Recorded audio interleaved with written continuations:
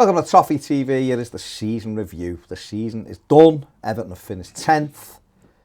And we're going to look for some positives. Break the season down a little bit and see if there's... Yeah. Well, there is positives as well as there's negatives. This is the first of a few videos, by the way. Yeah. It's not all on this one video. No. We're going into more detail in others. But this is just a general overview of how the season has gone, joined by Kayne as well for this one.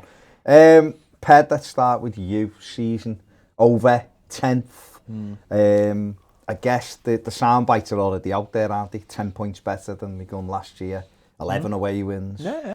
Things like that. So overall, and I know it is overall, it's a bit of a disappointing end to the season. But overall, what will be your takeaway really from the season? Worst season in the history. No, genuinely, I have not. As football, this is not real football. No, just in terms of football. Not this is not real football. What this season has done is absolutely confirmed the notion that without fans, football is irrelevant. Yeah. Absolutely irrelevant. I agree. Pointless and irrelevant.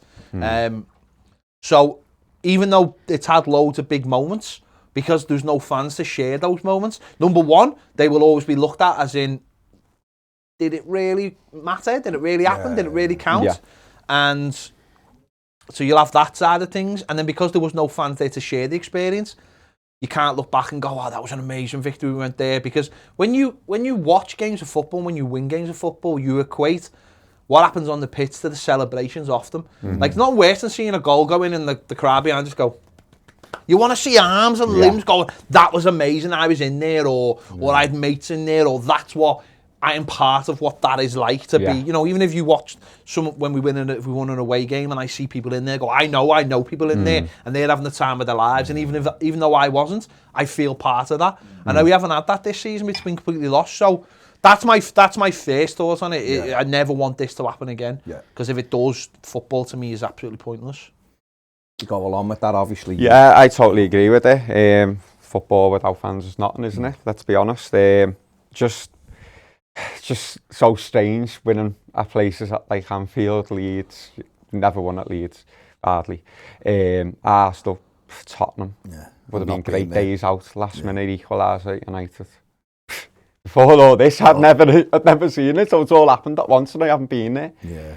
And many others are the same. But it's just been a long, draining, tiring season, I think. I've got to be honest. Like we've said many times, it's like a Netflix series for me, because you just tune in for the hour and a half, don't you? And you're like, oh yeah, that's what it felt like to me. The only time it felt real to me was when we beat Liverpool at Anfield. I got to hold my hands up, but I dislike Liverpool. So no, of course. Yeah, and I haven't seen that in my lifetime. If you think that was fantastic to watch, I must admit, been waiting for that for all my life. But it's just a shame that it's been a full season without fans, basically. And when you have your life going away, going at the home games, even like Lincoln and the Cup and stuff like that, it's just been very strange for me. It's when you think of Anfield and you think of, imagine Sigurdsson's penalty. If it played the same way, and then he scores that penalty and runs to that corner with the rest of them, use it the emotion and that. Everyone's them pitches are there forever. Well, it's forever, isn't it? Like Pez just said, people might look back and go, "Oh, did that happen?" But I guess to take stuff like that though, from that perspective, it's been good, hasn't it? We've got rid of a record at Spurs. We haven't won there since 2008. We've won at Anfield now, first time in 22 years. We won at Arsenal for the first time since 1996. Leeds, like Kayne said, we hardly win there. We won there. You know, with a good win at West Ham, Leicester, we won it again. So there's been a lot of records that at least they've dispatched some of them, haven't they?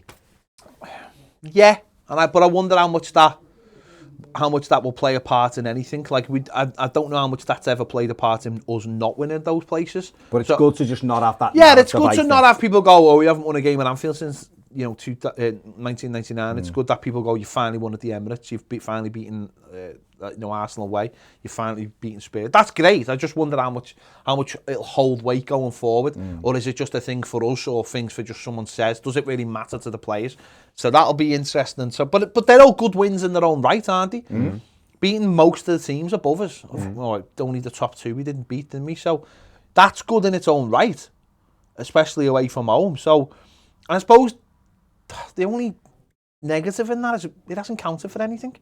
It hasn't counted for anything. Normally when you win games of football, like big games, you want them to go to something. But when you look back at the season and go, finish 10th. And I know it's the point tally is high. And that's why I'm not really arsed we finished 10th. Yeah. You know, I'm not that arsed we finished 10th. Let's just 4 more points than in Europe. Let's just pause it there for a sec while Ned just put that up for us, the points total thing there. So here's the points from the 16-17. This is when, obviously, Ronald Koeman's first season. Everton finished 7th. 61 points that season. 17 wins, the same as this season. 10 draws, 11 defeats. Was enough to get Everton 7th. The next year, under Allardyce, 49 points. 13 wins, 10 draws, 15 defeats. Got us 8th. 18-19 season, 54 points. 15 wins, 9 draws, 14 defeats. Got us 8th. 19-20, 49 points last season, 13 wins, 10 draws, 15 defeats, got us 12.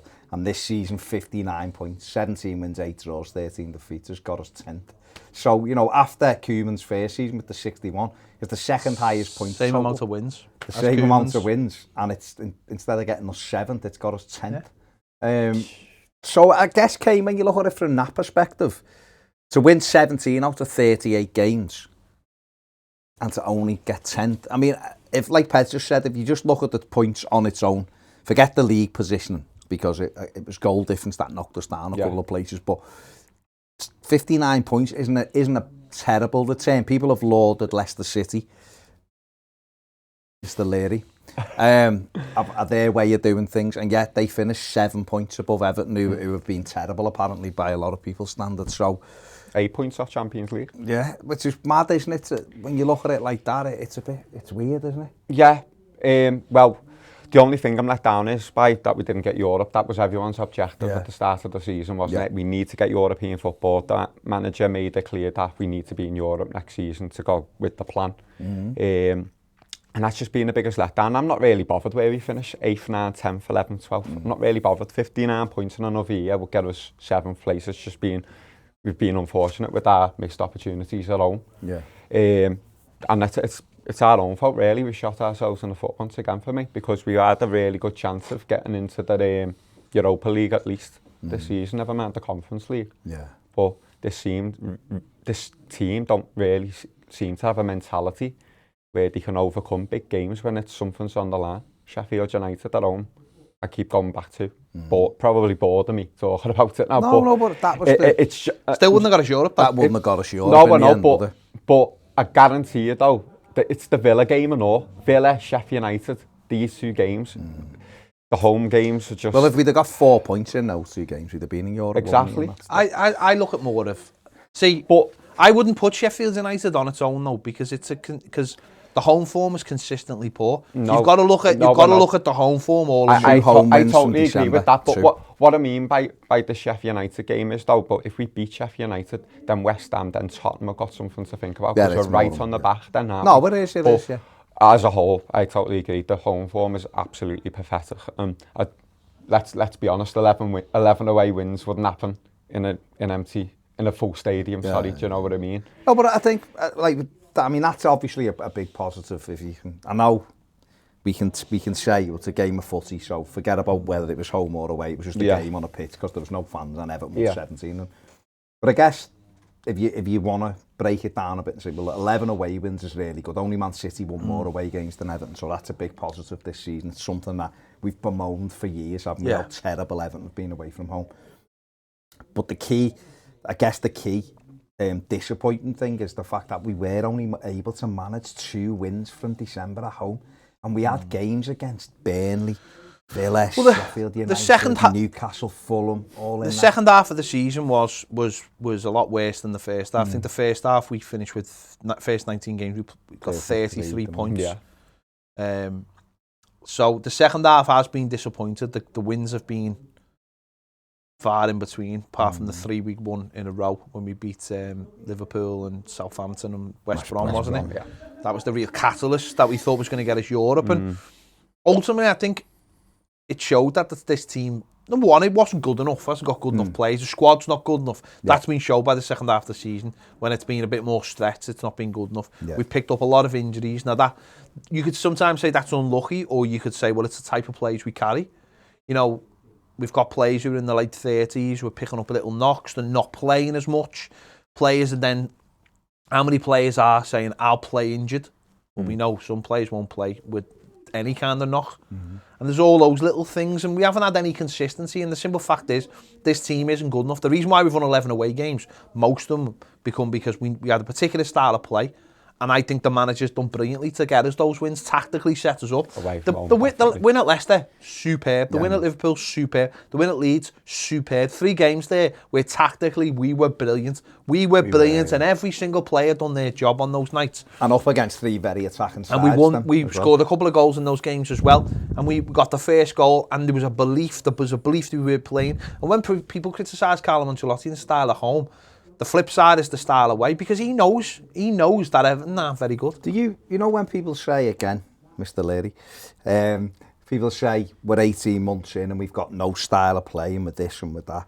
I was saying to Kayne before, to me, I totally disagree with that. We've got a style of play. We are a defensive counter-attacking team. That's what we are. Is that what Everton want to be? I hope not, because I want us to play more attacking football. But that's what we are, aren't we? You said yourself, you got to Christmas and went, we're letting goals in. We sat here going, you know what, take a few 0-0s at the moment, just to stop letting goals in. It out, And I think that's what Carlo did. I think Carlo got to Christmas and went, yeah, we're not very good at doing the other stuff of trying to attack, so let's be tight. And that gave us the I remember Fulham game 3-2. We were terrible. Second half, we were terrible. We were absolutely shocking in that game. And we had to bring Tom Davies on, and he sat in front of the back 4, and that got us a little bit more going forward. We were awful. You missed the pen Fulham that day. We were awful. And I remember afterwards people going, what are you bothered for? We won. And I was like, because we can't defend. And we got to the Burnley game, and he got a little bit lucky. Not lucky, I suppose, but we got injuries, and he went to the 4 at the back, centre-backs. And it clicked into Ben Godfrey, it clicked into place. And he discovered, we had 2 home games, Arsenal, Chelsea, against teams who know we would come and have a lot of the ball. So it worked in those games. And actually, it's funny because where it started going wrong, when you talk about saying Sheffield United, I think the West Ham game at home where it started going wrong. If we'd won that night, then we would have been second in the league going into January, thinking we can do this. And when we got beat by West Ham, it sort of took the wind out of our sails a little bit. Give them the catalyst. Game at the time, West Ham, wasn't it? We'd had a break because we didn't have the City game. And it felt we'd come up, and that was the game to me where things started going the wrong way. Just little moments. You have little moments in the season where we'd started with December. We'd been brilliant. But that was New Year's Day, wasn't it? What about when we got ourselves back into the mix with wins at Wolves and Leeds, and then we come home against Newcastle, who were fourth and bottom? They were terrible. When we went to Leeds, though, I thought we had to go that day. We were superb. Because we did the game plan. Yeah. But we were attacking as well. That's what I mean, though, mate. That was the most attacking I've seen us play all season at Leeds, in my opinion, because normally we go away and we defend and we keep it a shape and stuff like that. Don't forget, the thing is, though, the problem going forward for what Ancelotti needs to think about, we can't really be playing like that at home. No, but don't you think, though, one of the big problems this season was that mentally the players, they just couldn't defend at home. You look at the Sheffield United, you go back to the Burnley game, and you look at how we give the goal up. You look at the Sheffield United, the way we give the goal up. It was when we went away, Fulham's home goals were the same as Sheffield United. When we went away, we had a steeliness about us. The mental attitude was, we were going to play this way. And when we played at home, that mental attitude wasn't there. It was we've got to play football today. It was it doesn't mean you stop defending, lads. And that mental attitude wasn't there. And again, I think that's cost us. Where some games we should have just gone. There's games where we should have gone, lads, tonight it's not happening. Shut up shop, and we don't concede. Dead easy. Definitely. Dead easy, and I think that's where 3 or 4 more draws. I think that's where other teams had the edge over us, where they could go, lads, just shut it up tonight. Don't concede. If we draw, we draw. We move on to the next one, where we'd be like this in-between team. And you look at the bench and stuff. The manager didn't have anything off the bench, and the injuries that happened, there was key injuries, and ultimately the squad's really well. Let's look at the players he brought in for the season. We sat here after Bournemouth and we were butting the table like I did before, knocking coffee everywhere.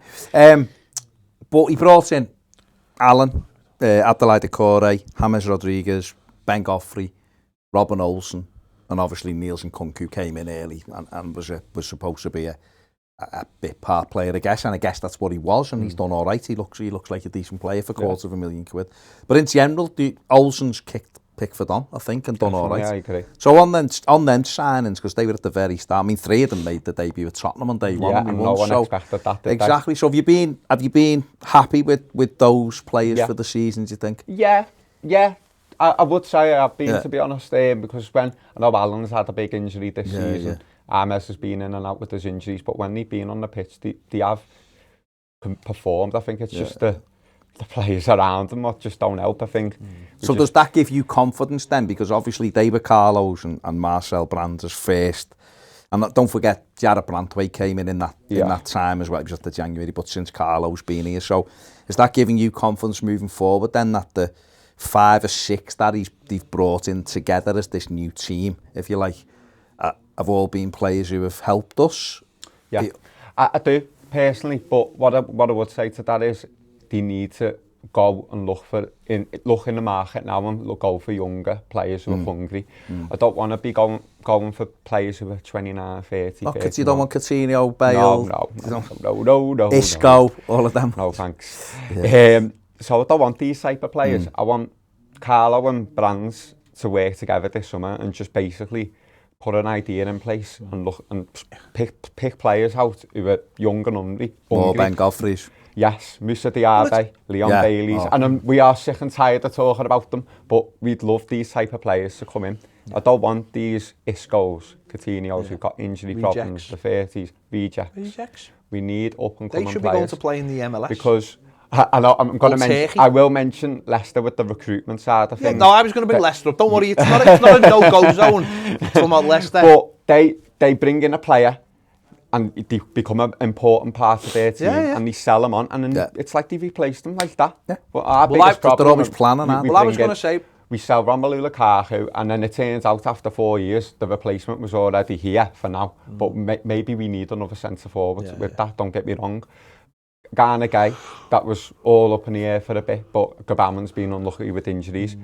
Don't get me wrong, the luck hasn't been there, but on the flip side of that is, if Gabaman's out on a long-term injury, you buy someone. You've got to replace him. Do you know what I mean? Yeah. You can't put all your eggs in one basket and depend on one player to come back from injury. That's been a problem for me too. I think Leicester show a way of doing things that would probably suit Everton and the ways to do it. And it is by bringing in young players and having a little bit of experience, but having that be your template, having and other teams have done it as well. Leicester obviously just missed out in the Champions League, but they won the FA Cup. But it is that idea of getting young players in who provide energy, work rate, who don't come with all the sob stories and all with the baggage or whatever. You've got to have a team that can play 6, 7, you want 8 of them every week who can play for you, don't you? So that when maybe one does go out with injured, you replace him. You know, towards the end of the season there, James Maddison couldn't get in the Leicester team because other players had stepped up. Yeah. They'd seen what was going on and got in the team and said, I'm going to keep this place. Whereas with Everton, the whole season it's been Andre Gomes starts the season, then he goes out of form and he comes out, and then Sigurdsson goes in, and then someone comes out, and then Alan gets an injury, and then Tom Davies comes in for him, and then Decore gets an injury and no one can replace him, and Andre Gomes is back in, and then he's out, and then Delpha's in and he's out, and it's like, no, we need players who are in there who fit the, like, look at all those players I've just mentioned there. None of them are similar. Not one of them similar to each other. No. Delph and Tom Davies have got similar attitudes. No one's got any attributes near Decore. No one's like Alan. Andre Gomes and Sigurdsson are 2 completely different players. Sigurdsson's the same kind of player to James, but they're all completely different players, and you're introducing them into this midfield, and then you think you're going to get a continuity. And none of them are starters. The right back, Seamus Coleman, who shouldn't be starting games, and his replacement's Holgate, who's a centre-back. And it's like, there's no left-back to replace Dean. So every player you swap around doesn't have a player behind them who the only is similar. ones we have really is your centre-backs. Yeah. And your goalie because of Olsen. The others, I mean, we've got Niels and Nkunku, we've got Terry Small, but Terry Small's a baby, isn't he? You know, you've got Nkunku's an experience, so Godfrey went there, but you're right, I mean, right back is Mason Holgate, who's a centre-back, or Ben Godfrey, who's a centre-back. Yeah. Midfield's the problem, you see, because when you look at the Premier League, its basic attributes are physical athletes. Yeah. Liverpool built their team on workmen like midfield and then brilliance everywhere else, you know, wing backs. And Man City are a little bit different, so let's move them out the way. But all teams, even teams like Leeds United, who finished above Everton on goal difference, you wouldn't go through that Leeds team going, oh, I wish we had Luke Ayling. Oh, God, no. I wish we had him, or I wish we had him, or oh, he's brilliant. You look and go, they've got Rafinha, who's had a great season, lovely left foot. Patrick Bamford's been on fire. Calvin Phillips is a good little player as well.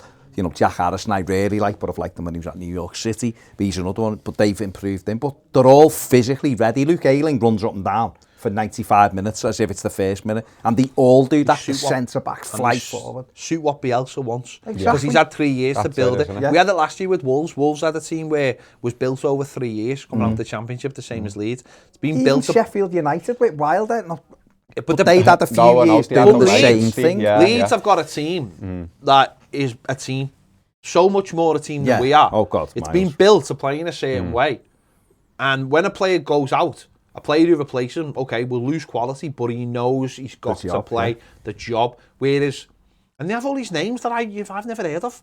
It sounds like players who should be in the Scotland squad every week. You're just like, who's he? Where'd you get him from? Kilmarnock or something? It's just like, and we get players who played for Barcelona and did this. And well, ironically, the two they spent a lot of money on, Llorente and Rodrigo. I mean, Rodrigo come on last week at Burnley, he scored 2 lovely goals for them, but they've hardly played because they haven't been able to do what he wants. So the money they spent, they're in and out. But all the other ones have come through. We have players who come from Barcelona and all these fancy places and all these fancy teams, and they don't give a carrot. And as I said, our team is just the squad is like the land of misfit toys. It's like you've just been given all this stuff, it's been dumped on the floor, and the manager's been told to do something with it. And the only real formula he's found is the defensive shape, because he asks the team to do a certain thing. But when you're asking them to do patterns of play and all that, and you're saying, well, our most attacking play, but our most creative play, is James Rodriguez, who's going to play a couple of games on the run and then be out for 3 weeks. It's like, how can you build any relationships? Let me ask you about James, because we had a conversation about him when he was signing, and we knew that his medical took a few days because quite clearly his body isn't up to scratch of what it could be. But we both had a chat and said, well, if he gets 20 to 25 games out of him, we'll do well. I mean, you hope that his quality takes over. And he finished Everton's 3rd top scorer. He created, I think he was involved in 15 goal contributions, which was miles more than anyone we had last season in our midfield. You know, Bernard, I think, was the top scorer last year with 3 or something in our midfield, and he never played.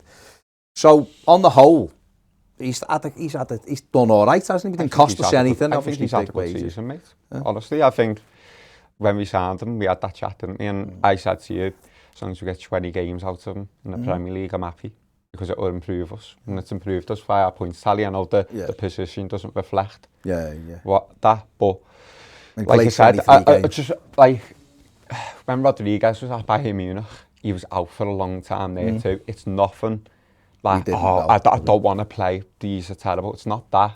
He's obviously got something wrong with his, don't know what it is. The calf's the big issue, isn't it? The calf's the big issue.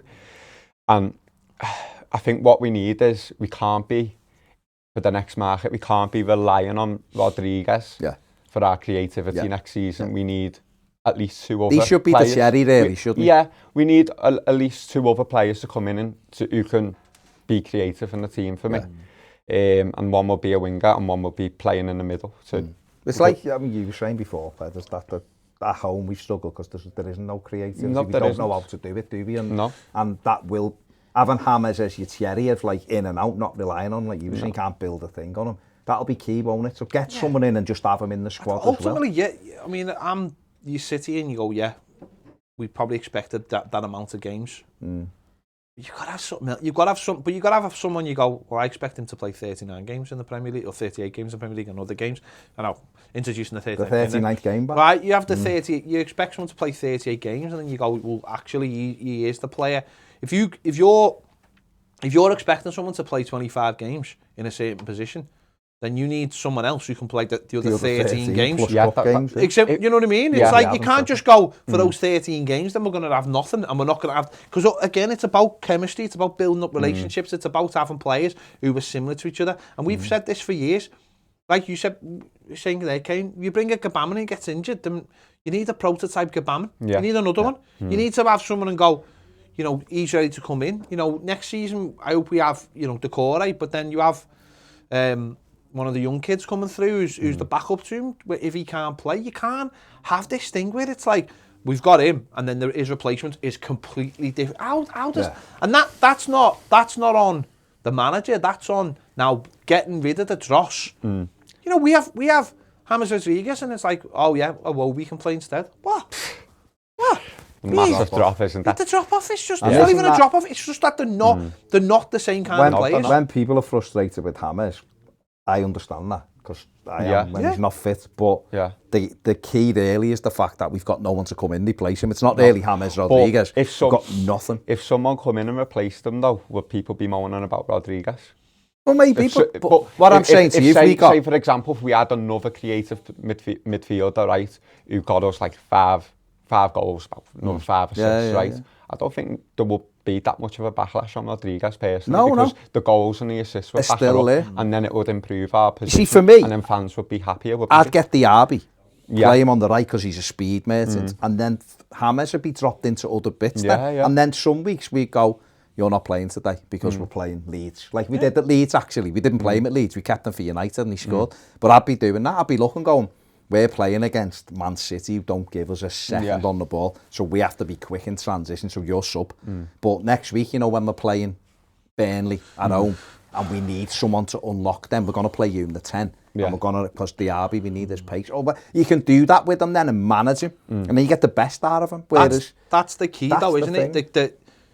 James Rodriguez should miss games when we want him to miss games, not when his body dictates. So if he plays a game and we're thinking, right, he's coming to the red zone or whatever it is, he's overdone it on his calf or whatever, we'll leave him out this game, and that's on us then. Then like when the manager came out and said he's having this break, but it's because when he comes back he'll be ready and fit. And I didn't quite work out the way we wanted to, but that first game he come back, he looked so much fresher and agile, and he got round the pitch a lot more, and we benefited from that. But imagine you could do that every now and again and just go, right, you've played a couple of games in a row, like we've got a tough game away from home, sit this one out and we'll bring this other kid, we'll play on the counter attack, and actually this suits us, not actually. Because when we went to Leeds, he was like, oh, he's not here today. He was like, sound?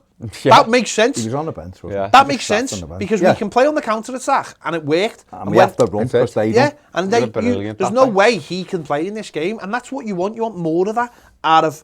But that's having players who come in and do it, and at the moment we don't. We have, as I said, we're just misfits. We over rely on players, don't we? Yeah. Like, and we burn them out. And we burn them out. Well, one player we did bring in January was Josh King, and he never got a sniff. Did he really? He got minutes here and there. I mean, I've seen people say what a pointless signing, but was it a pointless signing for you, or was it something Everton had to do and they just haven't used it? Everton had to do it, though, but it obviously wasn't an Ancelotti signing, wasn't it? Do you know what I mean? Doesn't seem to be. But Everton had to do it, though, because if Calvert-Lewin was missing, then Richarlison, because was there a point at Wolves where Richarlison had an injury, but he was playing with one, and Calvert-Lewin was out, and there was players playing. Well, I know we won the game. Wolves away. Richarlison was sub, and we didn't have Dom. We played Gilfie up front and Hammers. But Brighton, near the end, Dom was out. Richarlison was carrying a knock when he played, but because Josh King was out, it would have been a game he started. He wasn't fit. But in my opinion, we needed him, I think, in January, we shouldn't have even left it to deadline day to bring in a forward. Even if you didn't fancy Josh King, we should have been in a market for a forward. For me, it was clear. Well, we did try to get one, but again, we left it very late. And then the minute they pull the plug, Yeah, we went but back that should for be Josh sorted King. for the West Ham game, mate, in my opinion. No, the West Ham game, New Year's. Yeah. Do you know what I mean? Well, we should be that organised like that. On. Yeah, early on, definitely. But I think with Burns, Calvert-Lewin out for the second half of the season, definitely. Yeah. Definitely. Well, we relied too much he on went players. down. Luca Dean's been like that enough for me. That's it. Burns Players, out. don't forget, this season followed on from last season. And okay, there was a 6-week gap, but there was only a 2-week gap from them finishing the season and starting pre-season. It was only 2 weeks, and they didn't go anywhere. They couldn't go anywhere. They're stuck in this country. They haven't had a proper break. So people like Dominic Calvert-Lewin, who tailed off the end of last season, tailed off the end of this season, there's got to be something in that. They've worked. Dom would play every single game, and then he starts getting a couple of injuries in the second half of the season. We played every single... You can't have that. You've got to have people who come in. You can't be reliant. And it's no coincidence that him and James Rodriguez started picking up more injuries in the second half of the season when there wasn't the, you know, there should have been times when you've got your squad's that good or is better that you can go, right, Dom, it's been great, but come on, you sit this one out tonight. And I mean, our squad's that bad though, really, with that West Ham. I've got Jared Bowen coming off the bench. Look where they are this year. But they've got options off the bench to come on, and that's why our players, well, funny enough, Ancelotti's always had over him that as the fitness side of things with players. I remember someone going on about it with when he was at Bayern Munich and the players weren't fit there. But this season especially, we haven't had options to come off the bench. The likes of West Ham can bring on Bowen and players like that for an hours. And they're scoring goals and creating goals for them. We haven't got that. Funny enough, going back to the West Ham game, and I remember saying at the time afterwards, I remember after about an hour in the West Ham game, there'd been a lot of games, of course, it was over Christmas, and they brought subs on that were it was like they were precise when they came on. Yeah. It was like he was managing them. And I remember thinking at the time... Antonio, Lanzini. That's enough. And they upped the game, and it was like, these players have been left on the bench on purpose to come on in the last 30 minutes, freshen everything up and give them a little bit. And our subs were just like... Probably only made maybe 1 or 2, but it was almost... James come on, but he wasn't fit. Could you imagine, by the way, if we played City on the 28th? What team? But that's what it felt. But it felt like. But it felt like a blessing that got called off. It felt like they'd worked their squad perfectly over Christmas. They understood. Moyes understood how to use a squad because he had a squad. Whereas us, it was like, Dom looking like he's tired, and there's a Charleston, we better bring someone on now, or do we need something? And I think that's another thing with our squad. That's the problem is. We can't manage our squad to get the best out of it because we don't have the players. And the squad's awful. People have been telling me for like the last 3 years, squad's... It's like, no, it's bloated, but it's rubbish. It's unbalanced, our squad. It is very unbalanced, but you could see how bad the squad is and all. The FA Cup third round game, we had Tosin up front and we're going into extra time against, who was it now? Rotherham, yeah. That says a lot about the squad for me. They can't change the game. And can't beat Rotherham after 90 minutes when you've changed players. It's poor, isn't it? I think the problem when you look at the squad is you've got, like, your subs are all like a similar thing. Like a Wobie and Bernard are 2 wide players who want to come inside. They want to check back and come in. There's no, like, you can't go bring him on because he's a runner and we'll just knock it in behind him. There's none of that. The midfielders are all the same. They're all Tom Davis or the Gomez or the Delph. It's like slow and they're not going to win you a game of footy. And they're not going, and there's no striker. You know, we got King in and we didn't play him. Would you have played them more though if you were the manager? I would have, but I don't see him every day in training. I know, that's it, isn't it? I mean, the manager come out and said the other week he hadn't been able to train. He was sub a couple of games, he hadn't been able to train. You don't see that as fans, so you can look and go... It's just frustrating though, isn't it, when you see him at Bournemouth and he was scoring goals in the Premier League for Bournemouth, and you think hopefully he gets 3 or 4 goals from now to the end of the season. And I've seen a stat today, he's had 3 shots since he's been at Everton. 3 shots. And also, you got to remember that Dominic Calvert-Lewin was the person this season who most of the season kept us where we were. His conversion rate was unbelievable. And when you're the manager and you're thinking, well, that's our best player, Dominic Calvert-Lewin's our best player consistently, then I don't want to take him out the team because if he's our best player and we're relying on to score the goals and this fella can't, then there's half the game. I think there was just the odd game where he should have gone with the 3 of them at home. Not away, because he had a way of playing, but at home, there was a couple of games where we could have gone, we're playing 4-3-3 today, we're having a genuine 3. But then if Josh King is not training brilliantly, and the manager's looking at him going, can he get through 90 minutes, or certainly 70 minutes at pace? I mean, you said he come on at West Ham, you thought he couldn't go. It's interesting the time when he comes on and all, Josh King's like coming on in the last 10 minutes. So maybe they're looking at him and testing him and going... He never looked fit to me. He never looked fit. So, and I'll tell you one thing, that's on him, because he started the season unprofessionally for Bournemouth, trying to get a move away from them and not really offering himself up. He never really looked like he got fit pre-season. Never really coped with that. They didn't play him, did they? And they didn't play him because obviously he looked like maybe he had a bit of an attitude because he wanted to leave. There was, a couple of deals failed. Don't forget as well before the season for him. To West Ham, and I just think he had an attitude thing about him, as in he never got himself fit, and it's come back to haunt him because he's come to Everton. He's not been up to the level. Don't forget, you've got games of footy.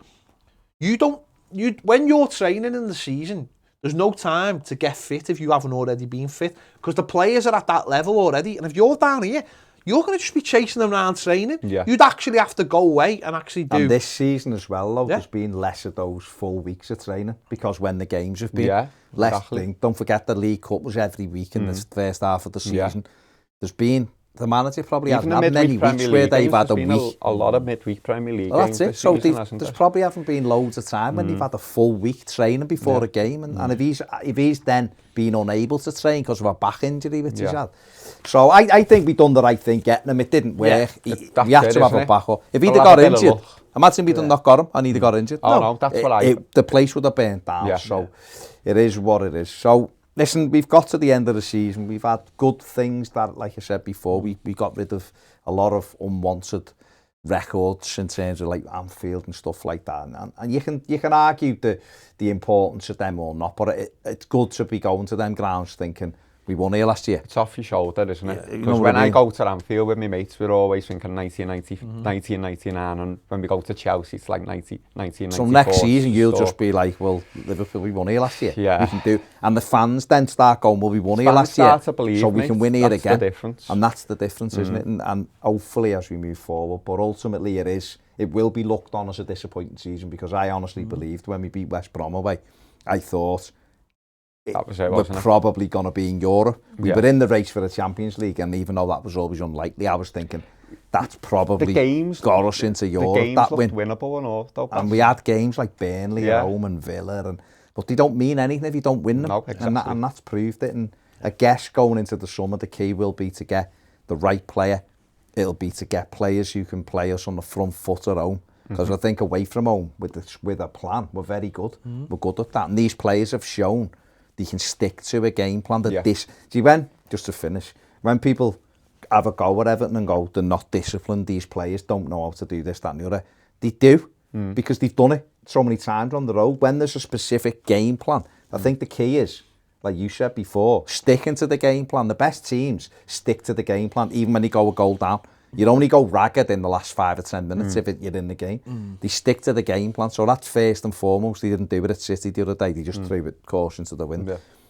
But the key for me will be getting those players who can win the games against Burnley's at home when they come and sit. And we just simply haven't got them in the squad, have we? No, we definitely haven't, mate. Definitely not. So there you go. I guess it's... I don't know. People have said it's so I've seen some people saying it's been a season of progress. Don't know. We finished higher than we did last year. We've got 10 points more than we did last year, and we've got rid of some unwanted records. The flip side to that'll be... We just didn't get Europe. We didn't get Europe, and we've probably blown a really good chance this year because the league was in flux. But best chance we could ever have, really. Listen, it's up to us now. You've both mentioned Leicester. It's up to us to get our planning right and start to perform, isn't it? And if we do that, we've got to... Are we that far away, though, very quickly? Because, like you said to me before... We're 7 points away from the team that everybody holds up as doing everything perfectly. So I don't know. I'm not saying we play football like Leicester, definitely. But Leicester lost 9 home games, the same as Everton. So I don't know. But one thing I will say, Leicester will do better than us is plan their recruitment, and that's totally where we do have to follow their lead and go. Don't be afraid to get players who might move on in 2 years. But they might move on in 2 years for double what you pay for them. Then you reinvest it, we go again. I think that's where Everton can learn. It's just interesting and all that. Fans were panicking about Calvert-Lewin going to Tottenham. Do you know what I mean? A lot of absolutely bizarre. After some people have said when Leicester sell their best players, they're not really that bad because another one comes in and does equally as well. But you said early on in this, the Lukaku thing, we never replaced them. So yeah, there you go. Let us know what you think in the comments section below about the season. how if you looked at it, are you bitterly disappointed? Are you just kind of like, well, it's a bit of progress and this summer will tell us all we need to know? Because I think that's what we think. This summer will give us the biggest indication of whether we are actually moving forward or whether we're just going, oh, he's all right, Bale, let's get him, or he's, you know, one of those. So let us know in the comments section below. Give the video a thumbs up, subscribe if you haven't, and if you want more videos, join us over on Patreon. See you later.